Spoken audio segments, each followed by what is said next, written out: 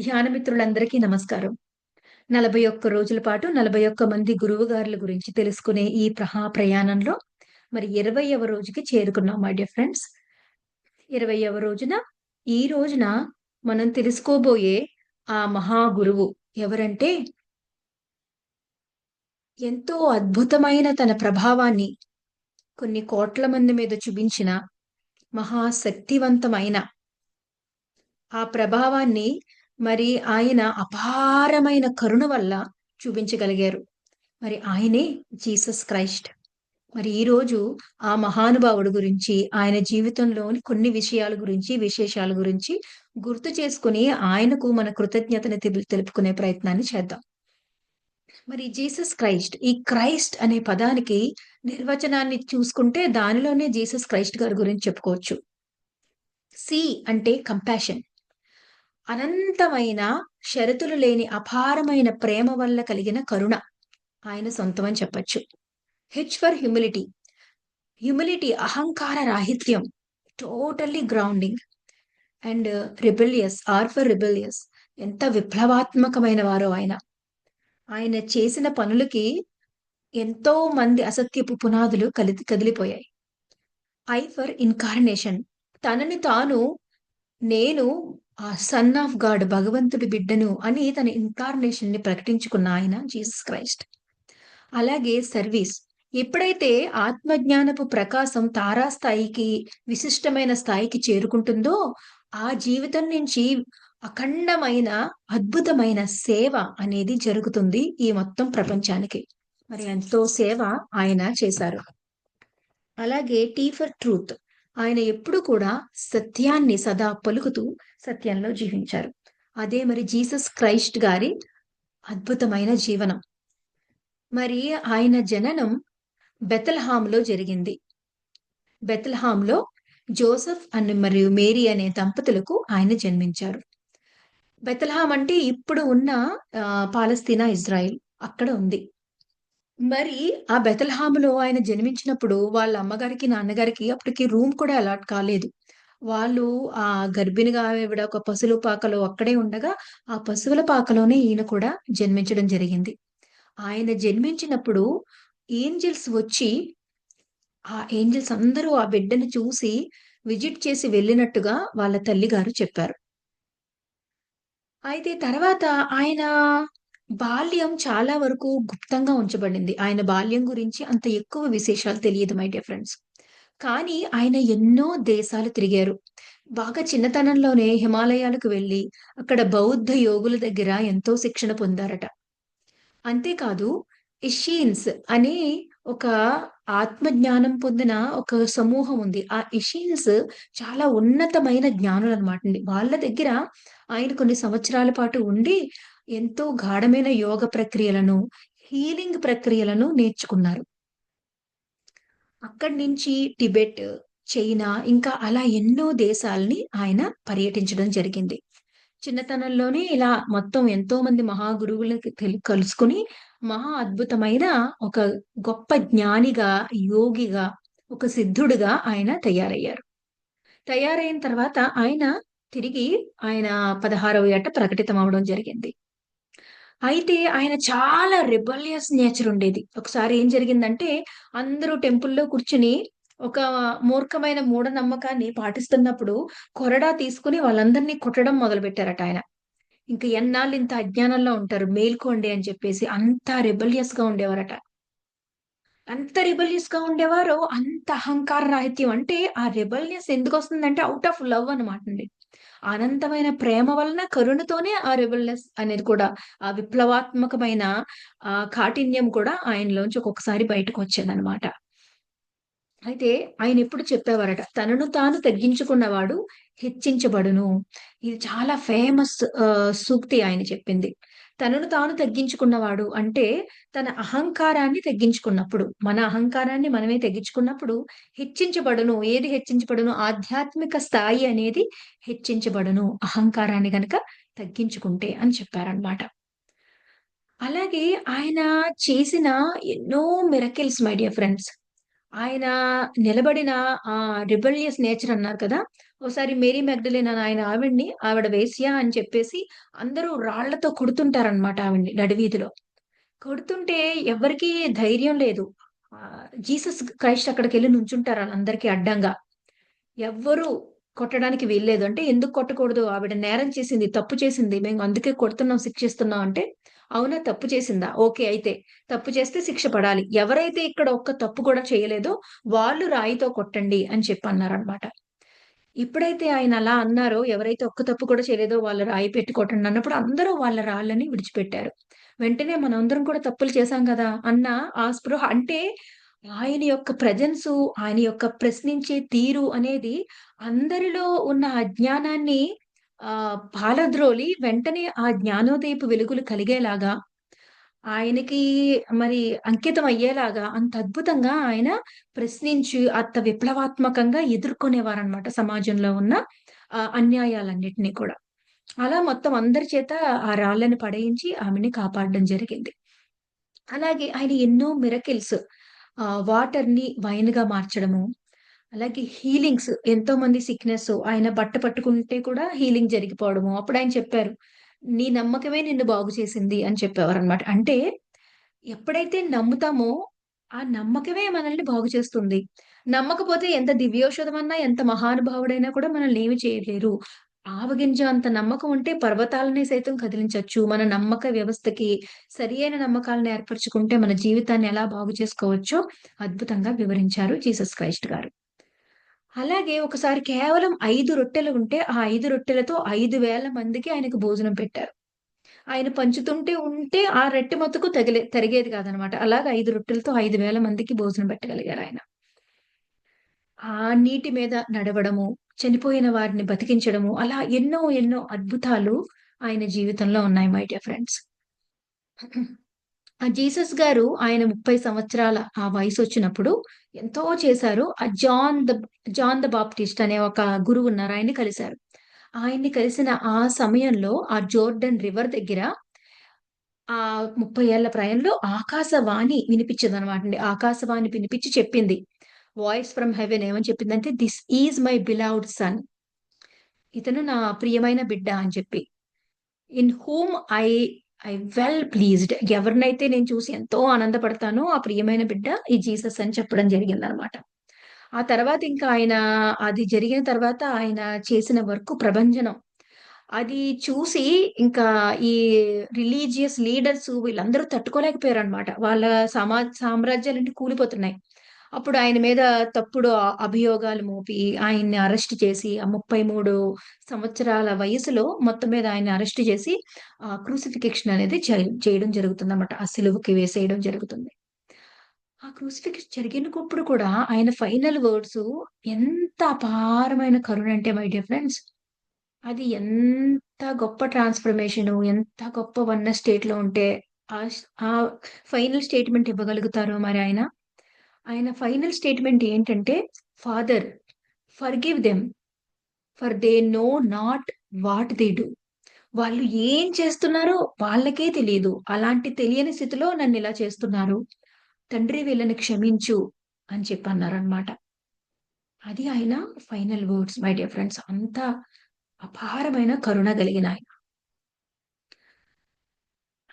అలాగే ఆ సిలువ వేసిన తర్వాత మూడవ రోజు ఆయన మళ్ళీ లేచి మళ్ళీ ఆహ్, ఆహ్, రిస రిసరెక్షన్ అనేది జరుగుతుంది. మళ్ళీ లేచి అందరికి కనిపిస్తారనమాట. కనిపించినప్పుడు మొదటిసారిగా మేరీ మగ్దలెనాకి కనిపిస్తారు. ఆ తర్వాత 40 రోజుల వరకు చాలా మంది శిష్యులకి ఆయన కనిపించడం జరిగిందనమాటండి. ఇక్కడ తెలుసుకోవాల్సిన విషయం ఏంటంటే, జీసస్ క్రైస్ట్ గారి జీవితం చాలా వరకు మరుగున పరచబడింది. మనకి తెలియని ఎంతో జీవితం ఉందాయనకి. ఆ క్రూసిఫిక్షన్ అయిపోయిన తర్వాత కూడా ఆయన ఇంచుమించుగా 33 సంవత్సరాలకి అది జరిగింది. ఆయన 80 ఏళ్ల పైగా జీవించారట. మనకి తెలియని క్రీస్తు జీవితం ఎంతో ఉందన్నమాట. అంటే జీసస్ తర్వాత కాలంలో కూడా జీవించినట్టు ఎన్నో ఆధారాలు ఉంటున్నాయన్నమాట. ఇప్పుడు స్పెయిన్ దగ్గర అక్కడ కొంతమంది సమూహం ఉన్నారు. ఒక జీసస్ యొక్క అద్భుతమైన శిష్యులన్నమాట. 800 మంది వరకు శిష్యులున్నారక్కడ. అక్కడ వాళ్ళు జీసస్ గారి ఆ బోధనలన్నిటిని కూడా అవపోసన పట్టి ఎంతో ఆధ్యాత్మికంగా ఉన్నతి ప్రగతి సాధించిన వాళ్ళనమాట. అందులో మరీ ముఖ్యంగా మేరీ మగ్డలెనా. ఆమెని తర్వాత జీసస్ గారు వివాహం చేసుకోవడం, వాళ్ళకి పిల్లలు కూడా కలిగారని చెప్తారు. మేరీ మగ్డలెనా ఆవిడ ఎంతటి స్థాయిని సాధించారంటే ఆవిడ సశరీరంగా ఆల్టర్ వరల్డ్స్‌కి, అదర్ డైమెన్షన్స్‌కి అన్నిటికి కూడా వెళ్లి ప్రయాణం చేసి రాగలిగేవారట. అంత గొప్ప ఆధ్యాత్మికవేత్త కింద ఆవిడ తయారయ్యారనమాట. ఎంతో గొప్ప శిష్యులుండేవారు. మరి ఆ రోమ్‌లో పోప్స్ వాళ్ళందరూ కూడా వీళ్ళు చూసి మీరందరూ దీన్ని ఆపేయండి. మీ వర్క్ ఆపేయండి. మేము చెప్పేదే ఫాలో అవ్వండి. లేదా మీ అందరిని మేము చంపేస్తామంటే వాళ్ళందరూ కూడా ఆత్మాహుతికి సిద్ధపడ్డారు తప్ప వాళ్ళు నమ్మిన సత్యాన్ని విడిచిపెట్టలేదనమాట. సో, అలా ఆయనకింకా జీసస్ క్రైస్ట్ గారి గురించి, ఆయన బాల్యం గురించి పూర్తిగా తెలీదు. అలాగే ఆయన క్రూసిఫిక్షన్ అయిపోయిన తర్వాత మళ్ళీ ఆయన లెగుస్తారు. లెగిసి మళ్ళీ ఆయన ఎంతో మందికి కనిపించారు. ఆ తర్వాత కూడా ఆయనకి ఎంతో జీవితం ఉంది. దాని గురించి కూడా చాలా వరకు వివరాలు గోప్యంగా ఉంచబడ్డాయి మై డియర్ ఫ్రెండ్స్. మరి ఆయన జీవితం గురించి యాక్టివ్‌గా తెలిసిన 33 సంవత్సరాల్లోనే టీచింగ్స్ ఎన్నో ఉన్నాయి ఆయన టీచింగ్స్. ఆయన చెప్తారనమాట. ఐ ఫాస్ట్ ఫర్ 40 డేస్ చెప్తారు. అంటే నేను ఒక 40 రోజుల పాటు ఉపవాసం ఉన్నాను అని. ఉపవాసం అంటే ఇక్కడేంటంటే శరీర స్థాయిలో ఉపవాసం, ఆహారం తీసుకపోవడం. వాక్క్షేత్రంలో ఉపవాసం ఏంటంటే మాట్లాడకపోవడం, మౌనం. అలాగే ఈ ఆలోచనా క్షేత్రంలో, భావనా క్షేత్రంలో ఉపవాసం ఏంటంటే ఆలోచన రహిత స్థితి. అంటే ఆ గాఢమైన ఆలోచనా రహిత ధ్యాన స్థితిలో 40 రోజుల పాటు నేను ఉన్నాను అని చెప్పారనమాట. ఐ ఫాస్ట్ ఫర్ 40 డేస్ అని చెప్పిన దానికి అర్థం. ఆయన ధ్యానము అనే మాటనైతే వాడలేదు. వాడలేదు గానీ, ఆ ఫాస్ట్ ఫర్ 40 డేస్‌కు అన్న దాని యొక్క అర్థం మెడిటేషన్ అని చెప్పి పత్రి సార్ చెప్పడం జరిగింది. అలాగే ఆయన టీచింగ్స్‌లో అద్భుతమైన కొన్ని ఆణిముత్యాలు ఒక్కసారి ఈ సందర్భంగా గుర్తు చేసుకుందాం. Love thyself with all thy heart. Love thy neighbour like as you love yourself. నిన్ను నువ్వు నీ పూర్తి హృదయంతో ప్రేమించుకో. ఇదే ఆధ్యాత్మికతకి, మానవ ఉన్నతికి, దుఃఖాన్ని నివారించడానికి ఉన్న అత్యంత గొప్ప శక్తివంతమైన సాధన. అదేంటంటే మనలని మనం అంగీకరించుకొని ప్రేమించుకోవడం. ఎప్పుడైతే మనల్ని మనం అంగీకరించుకొని ప్రేమించుకుంటామో, అప్పుడే ఎదుటి వాళ్ళని, పక్క వాళ్ళని కూడా ప్రేమించగలుగుతాం. అదే ఆయన చెప్పారు. Love thyself with all your heart and love thy neighbour as you love yourself. నిన్ను నువ్వెలా ప్రేమించుకుంటావో, నీ తోటి వాడిని కూడా అలాగే ప్రేమించు అని చెప్పారు. Seek ye the kingdom of God and his righteousness first, then everything will be added unto you. First దేవుని సామ్రాజ్యాన్ని చూడు. ఆ దేవుని సామ్రాజ్యంలోకి ప్రవేశించు. దేవుని సామ్రాజ్యంలోకి ప్రవేశిస్తే నీకు కావాల్సినవన్నీ నీకు చేకూరుతాయి. And the kingdom of God is within. మరెక్కడుంది ఆ దేవుడి సామ్రాజ్యం అంటే నీ లోపల ఉంది. నీ లోపలికి వెళ్ళు. అంటే అంతర్ముఖ సాధన చెయ్యి. ధ్యాన సాధన చెయ్యి. దీనినే లలితా సహస్రంలో అంతర్ముఖ సమారాధ్య బహిర్ముఖ సుదుర్లభ అని చెప్పారు. మరి అదే విషయాన్ని జీసస్ క్రైస్ట్ గారు seeking the kingdom of God and his righteousness first then all else will added unto you and the kingdom of God is within. అంటే ఆ దేవుని సామ్రాజ్యం నీ లోపల ఉంది. అందులోకి ప్రవేశించు అని చెప్పారు. అలాగే I am son of God అని చెప్పారు. అంతేకాదు I and father in the heaven are one. నేను దేవుడి బిడ్డని. నేను స్వర్గంలో ఉన్న నా తండ్రి ఒక్కటే. అంటే నేను దేవుని బిడ్డను అంటే అది ఆత్మజ్ఞాన స్థితి. అంటే నేను ఈ శరీరాన్ని కాదు ఆత్మని అని గుర్తించిన ఆ స్థితే నేను దేవుడి బిడ్డను. అలాగే అయమాత్మ బ్రహ్మ. అహం బ్రహ్మస్మి అనే స్థితి. Me and the father in the haven is one. నేను నా తండ్రి ఒక్కటే అంటే అహం బ్రహ్మస్మి. ఆ బ్రహ్మ వాక్యాల్లో ఉన్న జ్ఞానమే ఈ విధంగా మనకి జీసస్ క్రైస్ట్ గారు అందించారు. మై డియర్ ఫ్రెండ్స్, సత్యం ఎక్కడ చెప్పినా, ఎవరు చెప్పినా అది ఒక్కటే ఉంటుంది. సత్యం ఎప్పుడు కాల, మాన పరిస్థితులతో మారనిది, ఎప్పటికీ ఒకటేలా ఉండేదే సత్యం. Unless 2 eyes become one you cannot enter the kingdom of God. నీ 2 కళ్ళు ఒకటిగా మారకపోతే నువ్వు దేవుని సామ్రాజ్యంలో ప్రవేశించలేవు. మరి 2 కళ్ళు ఒకటిగా మారడం అంటే అదే థర్డ్ ఐ అవేకెనింగ్. ఈ 2 కళ్ళు మూసుకోవాలి. ఈ థర్డ్ ఐని ఓపెన్ చేసుకోవాలి. అప్పుడే దేవుడి సామ్రాజ్యంలోకి నువ్వు ప్రవేశించగలవు. Unless you become a child you cannot enter the kingdom of God. నువ్వు చిన్న పిల్లలు ఎలా ఉంటారు? ఆ థాట్‌లు, స్టేట్‌లు ప్యూర్‌గా నిన్ను నువ్వు అలా చేసుకుంటే గాని నువ్వు ఆ దేవుని సామ్రాజ్యంలోకి వెళ్ళలేవు. ఎంత అద్భుతంగా చెప్పారు my dear friends. In my father's kingdom there are many mansions. నా దేవుని ఆ రాజ్యంలో ఎన్నో భవనాలున్న అంటే ఎన్నో డైమెన్షన్స్ ఉన్నాయి అని చెప్పారనమాట. As you sow, so you reap. నువ్వు ఏదైతే విత్ విత్తిస్తావో అదే ఫలితాన్ని పొందుతావు. కర్మ సిద్ధాంతాన్ని చెప్పారాయన. Do unto others as you would have them to do unto you. అంటే ఎదుటి వాళ్ళు నీ పట్ల ఎలా ఉండాలని నువ్వు కోరుకుంటున్నావో, అదే విధంగా నువ్వు ముందుగా ఎదుటి వాళ్ళ పట్ల ఉండడానికి ప్రయత్నిస్తూ ఉండు. అలా ఉంటూ ఉండు అని చెప్పారు. Inner purity matters more than eternal rituals.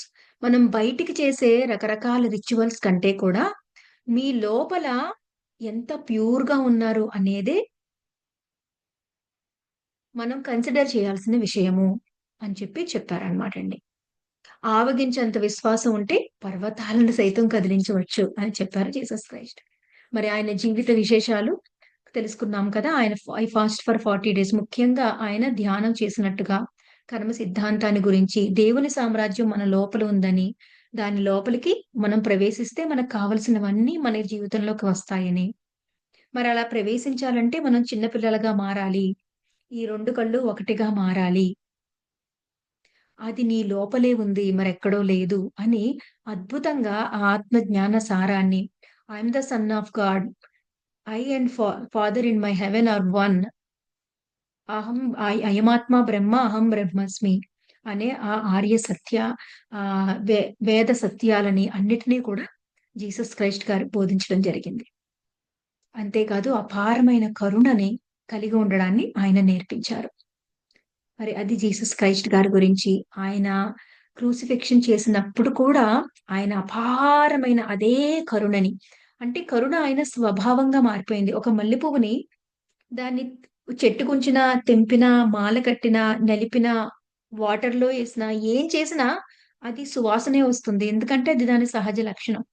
అలాగే ఆ ఒకానొక ఆత్మజ్ఞాన, బ్రహ్మజ్ఞాన స్థితికి వెళ్ళినప్పుడు ఆ వన్నెస్ ప్రతి ఒక్కరిలో మననే మనం చూసుకునే స్థితికి చేరినప్పుడు, ఆ అపారమైన కరుణ మన సహజ లక్షణంగా మారిపోయినప్పుడు, ఎటువంటి పరిస్థితుల్లో అన్నా సరే ఆ కరుణే బయటికొస్తుంది అనడానికి మరి జీసస్ క్రైస్ట్ గారి ఆ జీవితము, ఆయన చివరగా పలికిన ఆ పలుకులు, క్రూసిఫిక్షన్ ముందు పలికిన ఆ పలుకులు, అవే మనకి ఒక గొప్ప ఉదాహరణలు మై డియర్ ఫ్రెండ్స్. మరి ఆయన జీవించి, చూపించిన, బోధించిన అదే మార్గంలో అంతర్ముఖ సాధన చేయడానికి, మన లోపలున్న దేవుడి సామ్రాజ్యంలోకి ప్రవేశించడానికి ధ్యాన సాధన ద్వారా మన ప్రయత్నాన్ని కొనసాగిద్దాం. మరి మరొక గురువు గారితో రేపటి రోజు కలుసుకుందాం my dear friends. Thank you.